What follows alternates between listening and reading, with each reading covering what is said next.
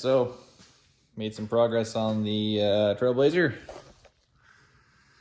As you can see, it's mostly reassembled.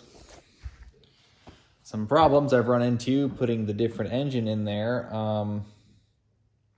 I've tried my very best to make the coil pack system work. I'm gonna just keep making it work, I guess. So the LSA engine has those style valve covers and those style coils. The LS2 has different valve covers and different, the coil pack all comes off one big chunk. So I swapped the valve covers to make those coils work because I didn't want to rewire it for that kind. And that was fine before with the LSA, so I figured it still worked for the LSA supercharger. Problem is there's no adapter plates, so it's like, I don't know, 3/8 of an inch lower now. So the injectors, you cannot plug them in or unplug them without removing the coil pack assembly. So that sucks. And the coil pack assembly can't even be put up into place all the way because it runs into the fuel rail. It's touching that right now, and there's no bolts in it. So that's an issue. Something else I figured out when it was, by the time it was too late, was the steam passages. That little pipe there, that little pipe there, these guys, this one, it goes into the top of each head. Those are the steam out of the, if there is any. The factory LS2 one worked just fine with the adapter plates. But when the blower sat lower, it wouldn't work because it came up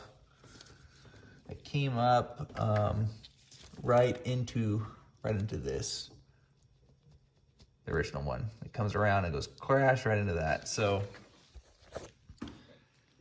had to take that out. And of course, the only way to get it out is to remove the blower. So I decided to not remove the blower and unbolt it and cut it in half with my grinder, because I did not want to take the blower back off for a petty reason like that. So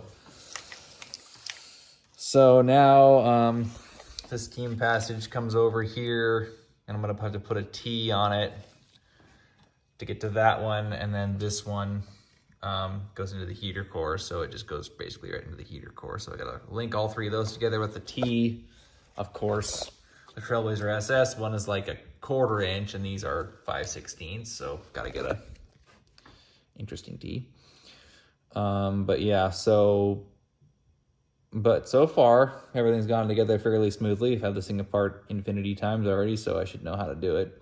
The fan, or the accessory belt always throws me for a loop how it's routed every single time. And of course, it's like an aftermarket accessory. It's not even an LSA one or a GM one. It's like a from Summit Racing retrofit type of thing. But other than that, yeah, looks pretty good. Getting that bled out, it's always a blast. Been working on that for a while yet. But yeah, I just PCM is missing, but it does crank, so I'm assuming it'll start with no PCM. Hopefully it does. That'd be cool if it did, because then I could make sure it just ran. And then yeah, I don't care about driving it, because if it starts, it'll obviously drive. I mean, I would assume it does. So waiting on that. That should arrive down in Arizona tomorrow. Hopefully get it reflashed and sent back as soon as possible. So we'll just wait and see what they say. But anyway, here's where we're at. The real LSA block and engine, real LSA blower, and a real 2008 or 9, whatever this thing is, 2009 Trailblazer SS. So I'm sure somebody will appreciate it. I don't know. I got the LS7 style, or the card style mass airflow sensor in there, so we can make lots of airflows, and everyone's happy.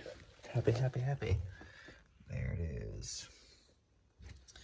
These are the adapter plates I'm no longer using.